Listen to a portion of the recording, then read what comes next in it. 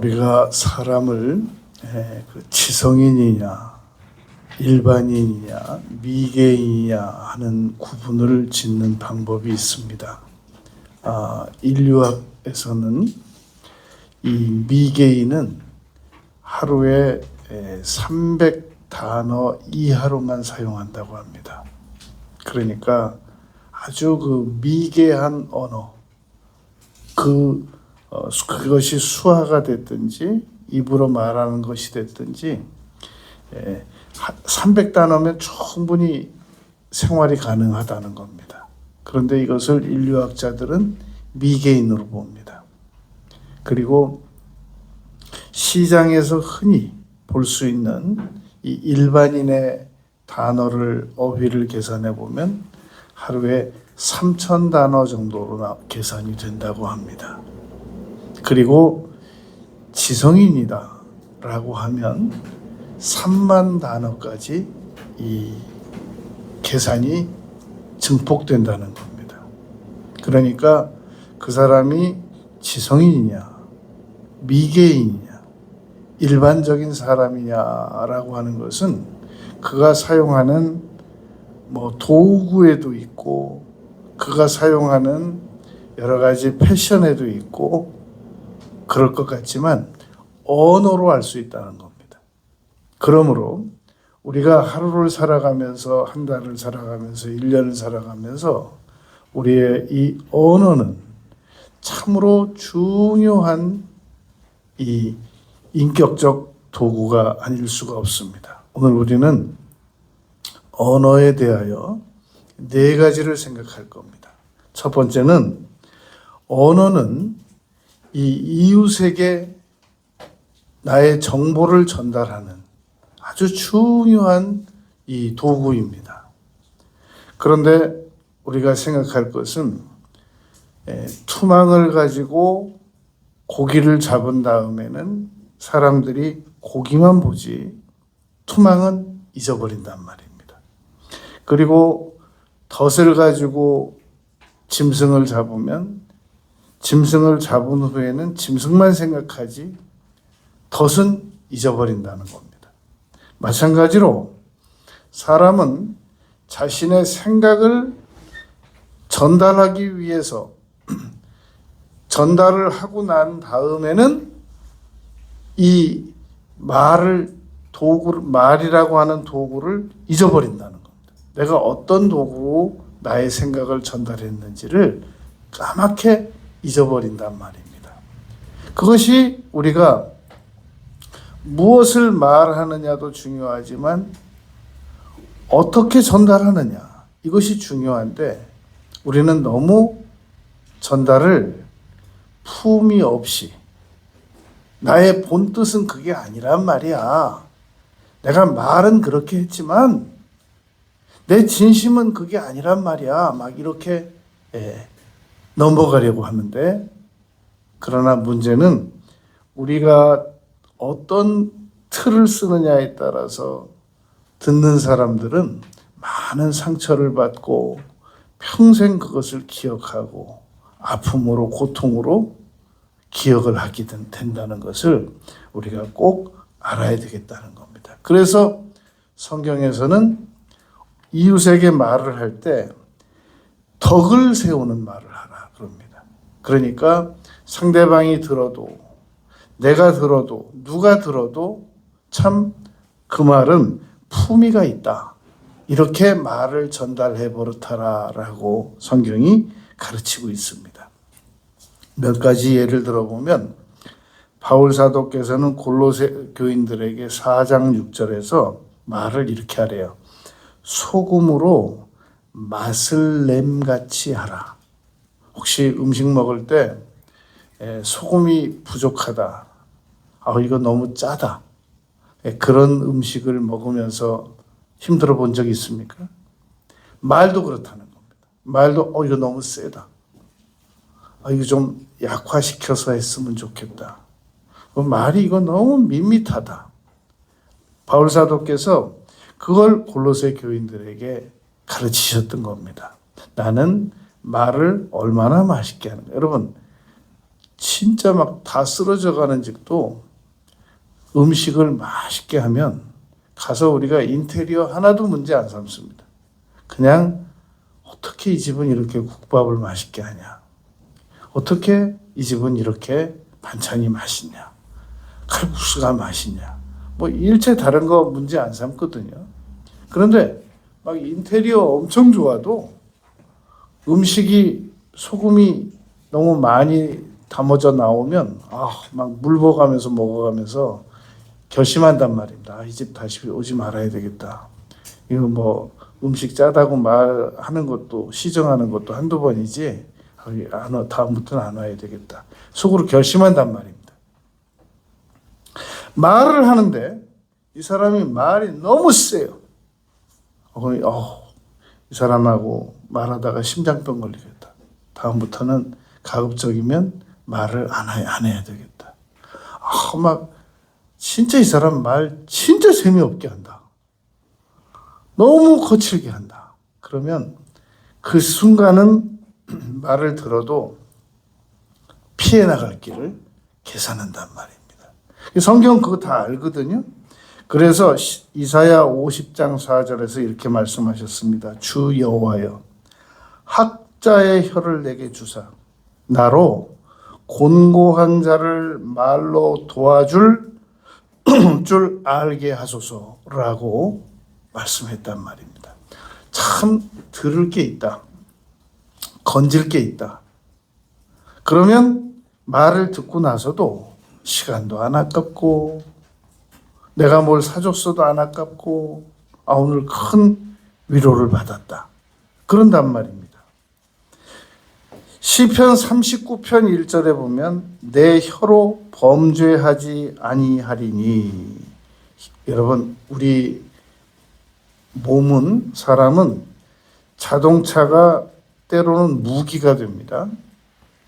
참 그 착한 사람을 내 자동차로 치어서 죽였다. 지난 추석 때도 운전을 실수해가지고 손자가 할아버지를 치어서 돌아가시게 했대요. 이 자동차가 운송수단으로 끝나야 되는데 자동차가 사람을 해롭게 하는 그런 도구가 될 수 있단 말입니다. 이미 세상을 떠난 어느 여성 탤런트 한 분은 자기 시어머니를 자기 BMW 차로 치어서 돌아가시게 했단 말입니다. 이게 내가 사용하는 도구가 이게 그 목적대로 쓰여야 되는데 사람을 해롭게 하는 도구가 될 수 있습니다.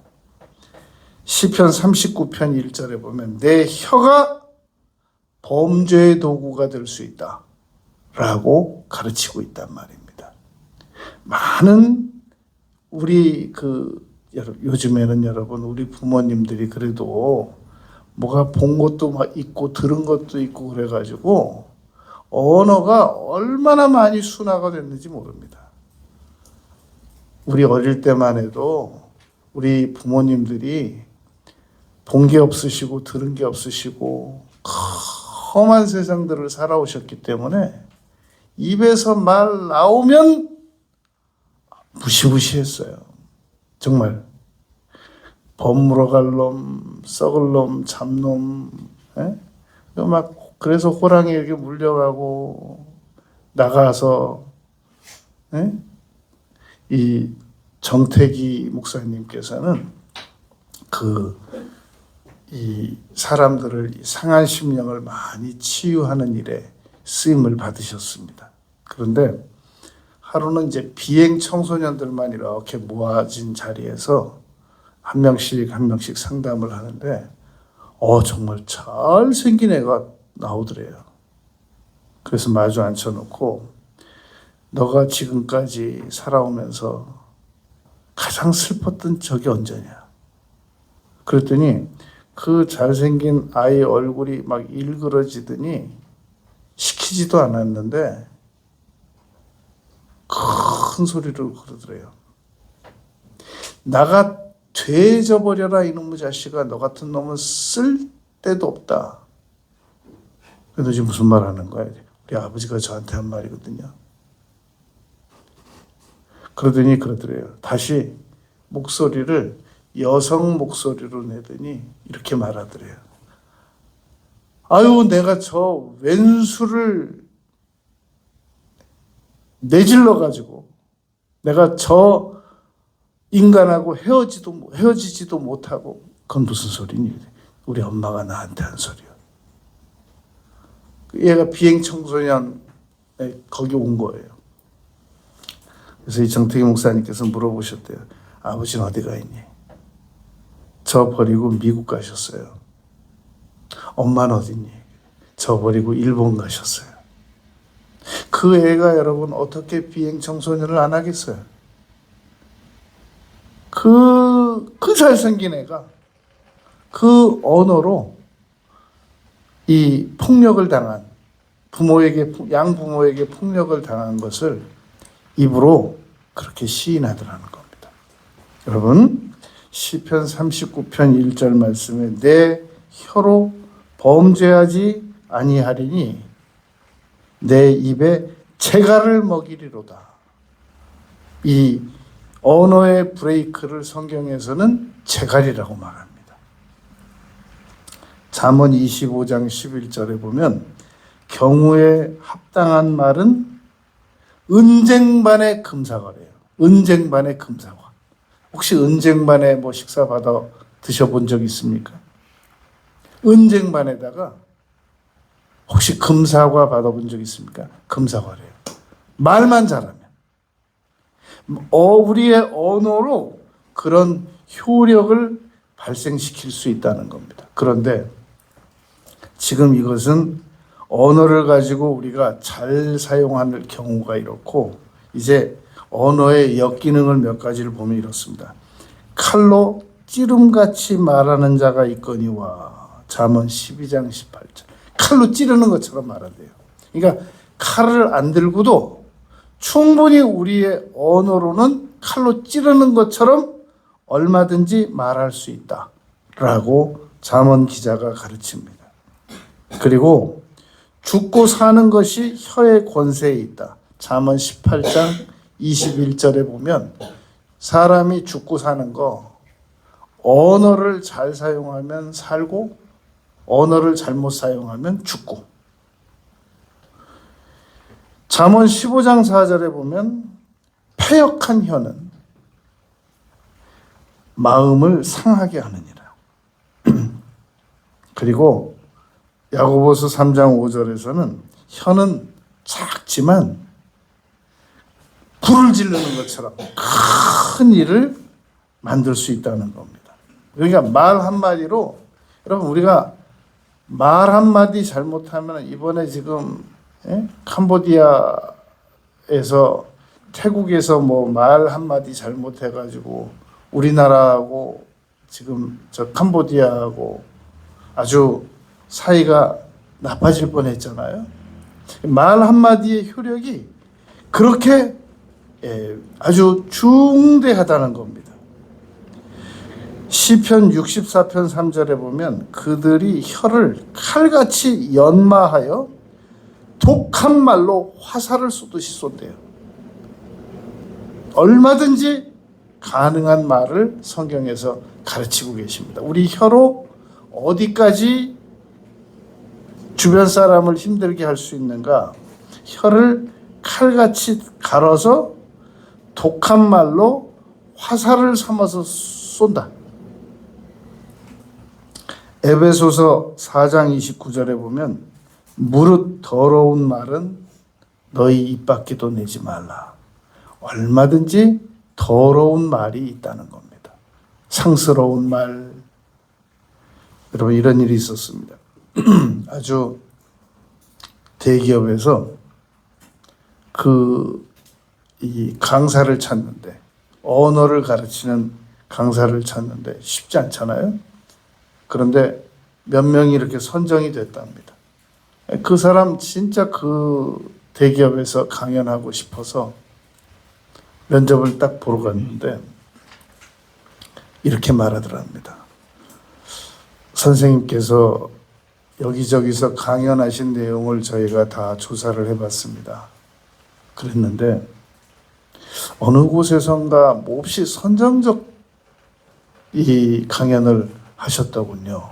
딱 생각이 나더래요. 지금 여기 이 대기업에 지금 언어 강사로 자기가 반드시 취직을 해야 되는데 합격해야 되는데 그 전에 옛날에 자기가 선정적으로 얘기한 자료가 딱 생각이 났고 이 지금 그 면접관도 그 얘기를 하더래요. 그런 자료를 저희가 발견하게 됐습니다. 즉시 사과했답니다.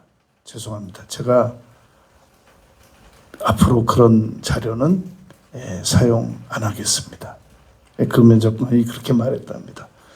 대단히 죄송합니다만 저희는 앞으로 그런 말을 안 사용하는 사람도 중요하지만 이전에 공공 자리에서 그런 말을 안 하신 분을 강사로 찾고 있습니다. 그런 말을 한 적이 없는 사람을 우리가 지금 강사로 찾고 있다라고 이야기하면서 이거 제가 말씀 안 드려도 되는데 분명히 이유를 아셔야 될 것 같아서 우리가 선생님을 우리 기업의 강사로 못 모시는 이유를 아셔야 될 것 같아서 제가 지금 말씀해 드립니다. 라고 말했다는 겁니다. 여러분, 이 지우개로 연필 지우고 화이트로 볼펜 지우고 말은 뭘로 지웁니까? 말은 다시 사과하는 수밖에 없는데 근데 그게 지워지는 건 아니잖아요. 사과하는 게 아니라. 그러므로 여러분 과거에 우리가 험한 말을 내 입으로 내놓은 거 그건 어쩔 수 없어요. 내가 왜 그랬을까? 그건 뭐 도움이 안 됩니다. 이제 어떻게 해야 이제. 그래서 남은 생애 동안 내가 내 입으로 험한 말을 더 이상 내놓지 말아야 됩니다. 그래서 골로새서 3장 2절에서는 이렇게 말합니다. 아비들아 너희 자녀를 노엽게 하지 마라. 그들로 낙심할까 함이라. 여러분 성경이 아비들에게 자녀를 노엽게 하지 말라는 말을 아무 이유도 없이 하겠습니까?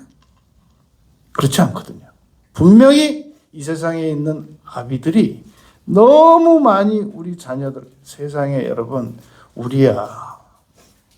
우리 부모님이 나를 낳아놨기 때문에 어쩔 수 없이 사는 거고 내 자녀들이야. 우리가 낳아놨기 때문에 어쩔 수 없이 사는 거잖아요.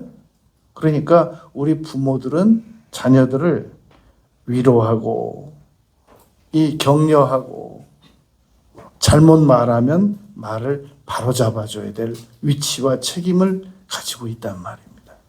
그런데 오히려 우리 부모들이 말을 잘못해가지고 우리 아이들을 노엽게 하고 억울하게 하고 슬프게 하고 낙심시키고 좌절시키고 분노하게 만들면 이건 어떡하겠냐는 겁니다.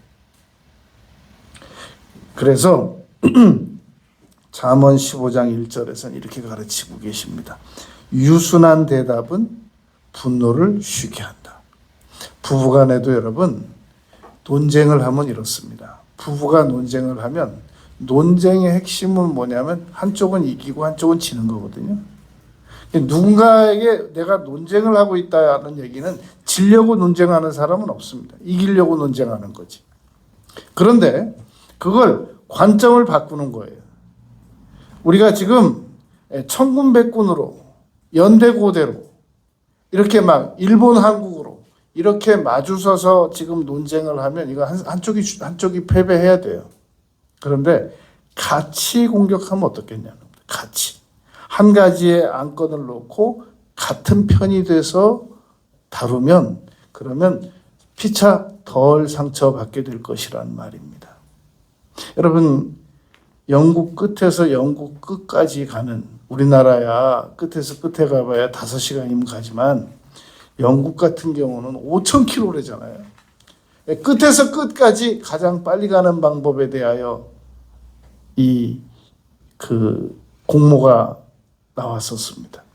가장 빠르게 가는 방법을 비행기, 기차, 자전거, 오토바이, 사랑하는 사람하고 같이 가는 거. 그게 가장 끝에서 끝에 빨리 가는 방법이라고 당첨됐다고 합니다. 그러니까 우리가 논쟁하지 않고 논쟁거리를 만들어서 같은 편이 돼가지고 이야기를 하면 훨씬 덜 싸우거나 안 싸울 수가 있단 말입니다. 그런데 우리는 지금 이웃과 대화하는 가운데서 너무 많은 상처를 주고받습니다. 잠언 18장 20절에 보면 사람은 입에서 나오는 열매로 말미암아 배부르게 되나니, 사람은 밥도 먹지만 이 사람이 나에게 무엇이라고 말해주느냐에 따라서 위로도 받고 격려도 받고 슬픔도 치료되고 배부르게 된다는 거예요. 사람은 입에서 나오는 열매로 말미암아 배부르게 된다. 위로를 받는다라는 말입니다.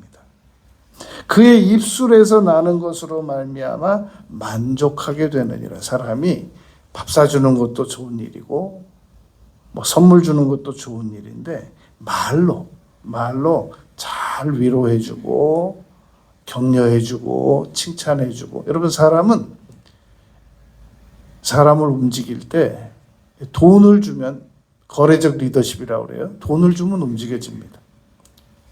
돈을 못 주면 사랑을 주든지 칭찬을 주든지 위로를 주든지 격려를 주든지 그래야 된단 말입니다. 아무것도 안 줘요.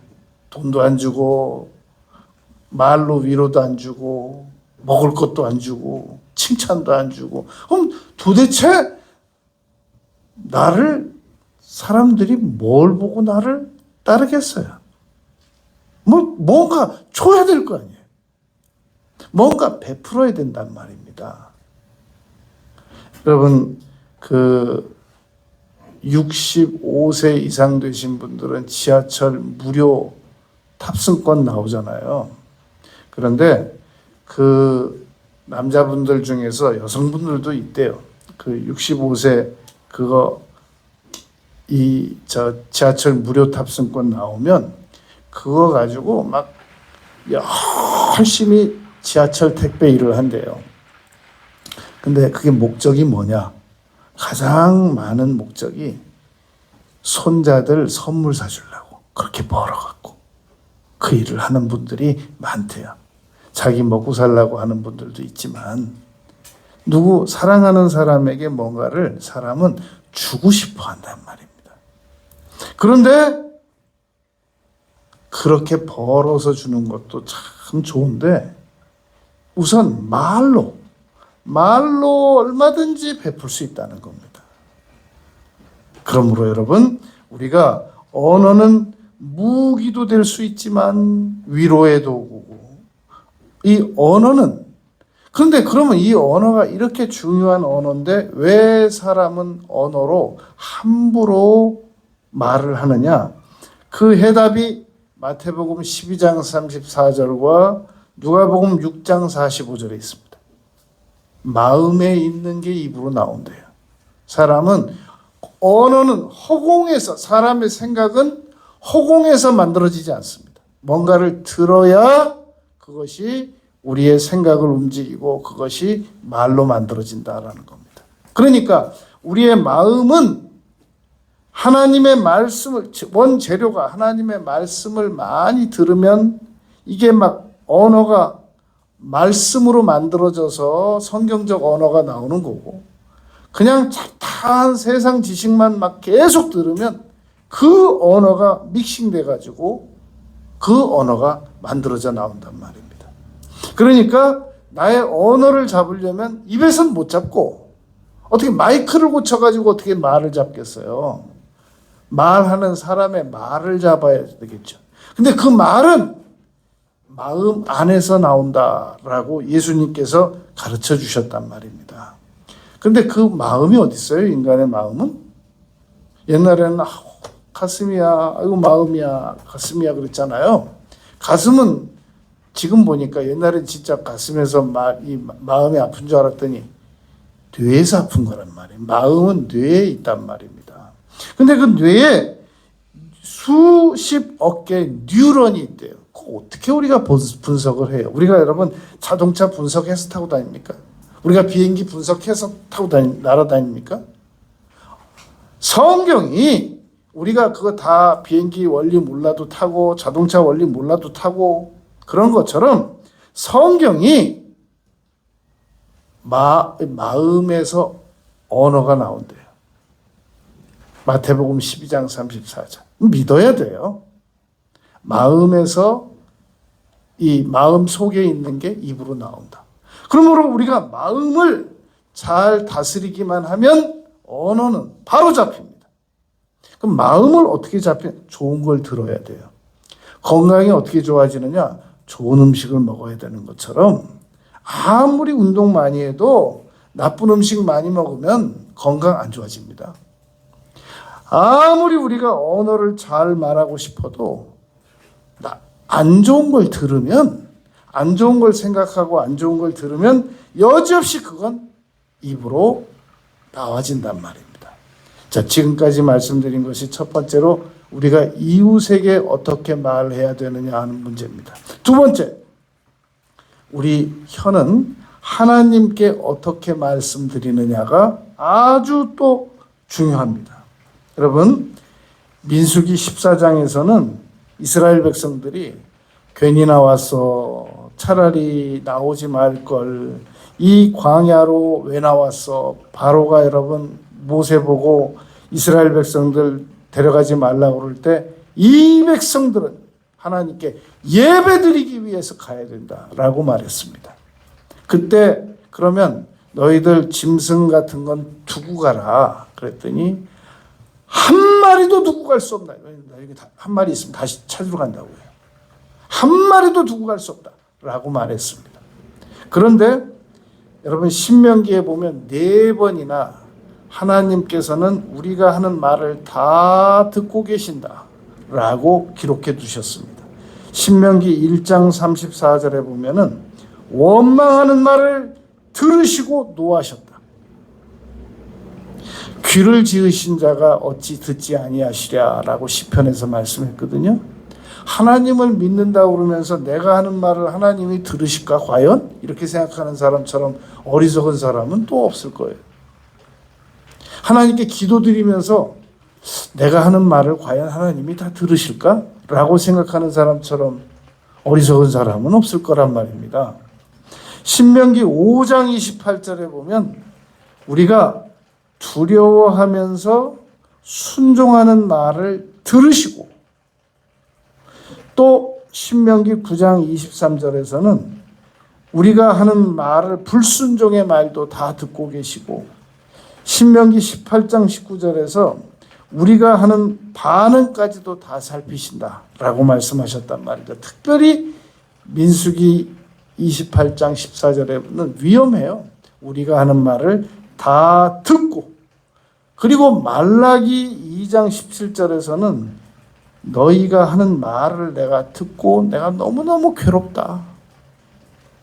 말라기 3장 13절 14절에서도 진짜 너희들 하는 말 하나님 섬겨봤자 다 필요 없다는 말 우리가 도대체 무슨 잘못을 그렇게 많이 했냐라고 따지는 말 하나님은 악인도 기뻐하시는 말 이거 정말 너무너무 괴롭다 나는 너희들이 하는 말 듣고 라고 말씀하셨단 말입니다. 여러분 우리가 사람들한테 전해지면 안 좋은 말도 종종 하잖아요. 절대 말하지 마 그러고 하잖아요. 그런데 하나님께 대하여 안 좋게 하는 말을 해놓고 하나님께서 아무 일도 없을 것이다. 아무 반응도 없으실 것이다. 이건 아주 철저하게 잘못된 생각이라는 겁니다. 여러분 영국의 그 철저한 무신론자 버트란 러셀은 이렇게 말한 적이 있었습니다. 개는 부모에 대해서 우리 부모는 가난했지만 정직하셨다. 이렇게 표현 못한다는 겁니다. 개는. 침팬지도 이 짐승들 중에서 가장 이 IQ가 높다고 보는데 침팬지도 언어는 이 수화는 몇 개 했어요. 수화는. 근데 언어는 못 한 것으로 최종 밝혀졌단 말입니다. 특별히 그 마이클 잭슨이 침팬지 한 마리를 어려서부터 데려다 놓고 최고급으로 옷을 입히고 비행기도 1등석을 같이 타고 다니고 자기가 같이 데리고 자고 그리고 이 언어를 가르쳐 보려고 해부학까지 공부를 했었습니다. 끝내 못 가르쳤단 말입니다. 인간만 언어를 사용할 수 있는데 이 인간에게만 하나님께서 언어를 사용할 수 있게 해주시고 다 들으신단 말입니다. 기도도 들으시고 찬양도 들으시고 원망도 들으시고. 그래서 어거스틴은 이렇게 말한 적이 있었습니다. 악한 행위를 고백하는 것이 선의 첫 번째 걸음이다. 첫 걸음이다. 내가 과거에 하나님께 잘못 말한 거. 여러분들은 여러분들의 자녀들이 어떻게 할 때 여러분들은 제일 기쁘십니까? 아이들이 막 기뻐할 때 기쁘지 않습니까? 내가 저 아이들 낳은 보람도 있다. 행복하다. 그런데 하나님께서도 데살로니가전서 5장 16절에서 항상 기뻐하라 이렇게 말씀하셨단 말입니다. 그리고 골로새 3장 17절에서 이렇게 말씀하셨습니다. 무엇을 하든지 다 주 예수의 이름으로 하고 예수 이름으로 이루어질지어다. 예수님 이 문제를 해결해 주세요. 그러고 항상 하나님 아버지께 감사하라 라고 말씀하셨단 말입니다. 여러분, 이것이 우리가 하나님께 대하여 어떠한 언어를 취하여야 될지 이것이 우리가 꼭 갖추어야 될 말이란 말입니다. 세 번째, 여러분 중요한 겁니다. 세 번째는 사람은 하루 종일 자기가 자기 자신과 대화합니다. 우리는 이웃과 대화하는 거 그리고 우리가 하는 말을 하나님이 들으신다는 것까지만 생각을 하고 그것도 신앙이 있는 사람들이 우리가 하는 말을 하나님께서 들으신다라고 하는 걸 생각합니다. 신앙이 없거나 신앙심이 약한 사람들은 내가 한 말을 다른 사람이 듣고 어떻게 생각할까 거기에만 집중한단 말입니다. 그런데 그렇지가 않은 것이 세 번째, 내가 나에게 하는 말이 있단 말입니다. 내가 나에게 무엇이라고 말하느냐로 끝나는 게 아니고 내가 나에게 말을 하고 내가 그걸 듣고 그걸 영향까지 받는단 말입니다. 그러므로 우리가 지금까지 세상을 살아오면서 세상에 태어나서 내가 나에게 아주 정제된 언어, 위로의 언어, 격려의 언어, 칭찬의 언어, 인내의 언어, 내가 나에게 정말 소중한 언어만 제대로 사용해 왔다면 우리는 지금보다 훨씬 더 나은 사람이 될 수 있었습니다. 그러면 내가 나에게 위로, 격려, 칭찬 안 하고 무슨 뭐 다른 말 하냐? 거의 많은 사람들이 자기가 자기 자신을 하루 종일 비난합니다. 너는 왜 이렇게 못났냐? 너는 왜 지금처럼 사냐? 여러분, 사람은 제 말을 믿으시기 바랍니다. 평생 비난해도 사람은 안 바뀝니다. 비난으로는 사람이 절대로 바뀌지 않습니다. 자기가 죽는 날까지 자기 자신을 꾸중하고 자기 자신을 야단치고 비아냥거려도 사람은 안 바뀝니다. 어떤 수치를 당해도 사람은 안 바뀝니다. 사람은 칭찬과 위로와 격려로만 바뀝니다. 그것이 우리가 이 우리 자신을 칭찬하고 위로하고 격려해야 될 일입니다. 박찬욱 감독이라고 있습니까? 이름 다를 수도 있어요. 뭐 영화 감독이래요. 박찬욱 감독인가 누구 있대요. 이 박찬욱 감독이 스태프들에게 절대 화를 안 낸답니다. 그런데 왜 화를 안 내느냐 하는 비결을 그 쇼츠, 그 1분 그 촬영된 칼럼에서 말을 했는데 하루는 자기가 딱 화를 내려고 그러는데 카메라 감독이 자기를 딱 데리고 나가더래요. 한쪽으로. 카메라 감독이 이러더래요. 사람이 화를 내잖아? 그러면 존경을 못 받아. 딱 그 한마디 하더래요. 자기가 그 후로 절대 화 안 냈대요.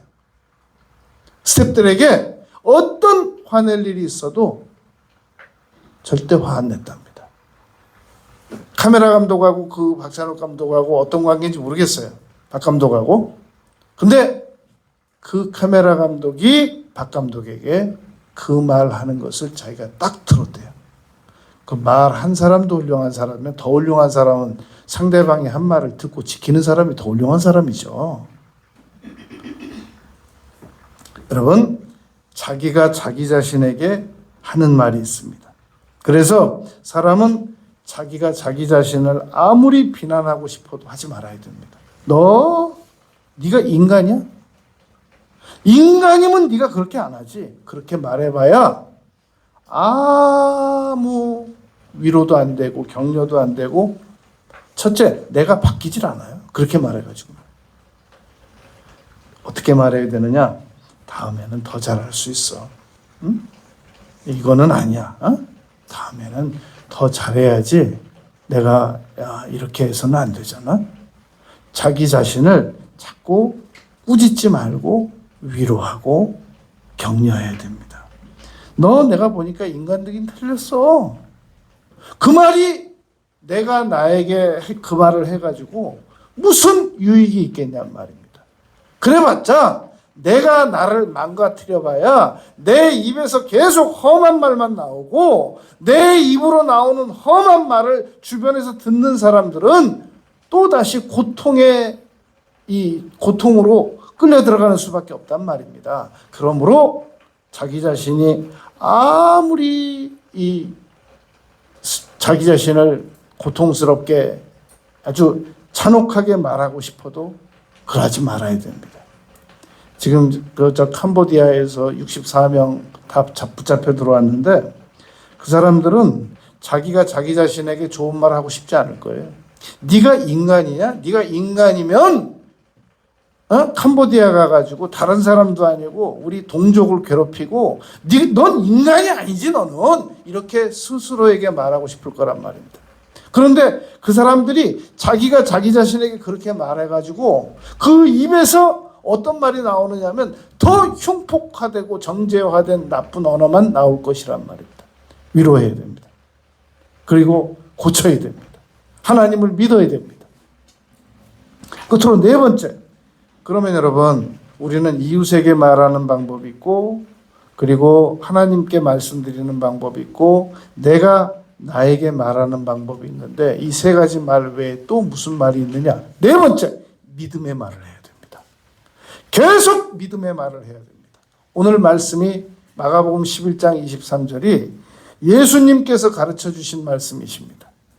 마가복음 11장 22절에서 하나님을 믿으라 이렇게 말씀하셨습니다. 전능하신 하나님을 믿고, 그리고 23절에서 이 산더러 들려 저 바다에 던지우라. 여러분, 성경에는 여러 이 문학적 수사법이 사용됩니다. 성경은 철저하게 진리의 말씀이기 때문에 이런 여러 수사법도 아마 안 쓰여 있을 거야. 아주 고지식하게 써 있을까? 그렇지 않습니다. 성경은 과장법이 사용됩니다.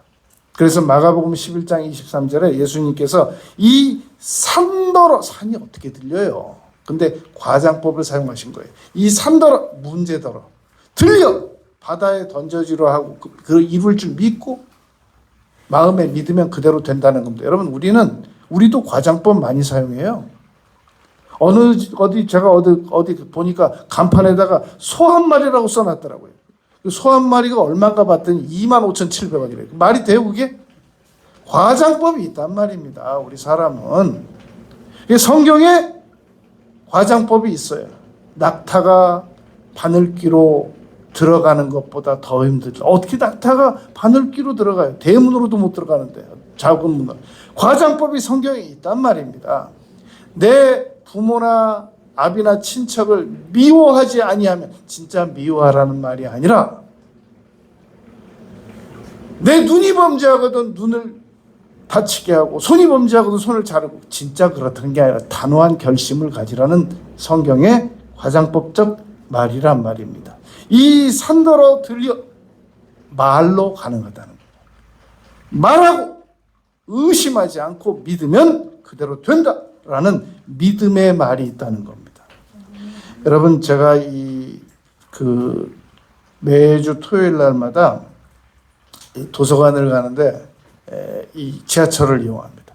그런데 그 지하철역에 가면 그 에스컬레이터 사람들 타고 올라가잖아요.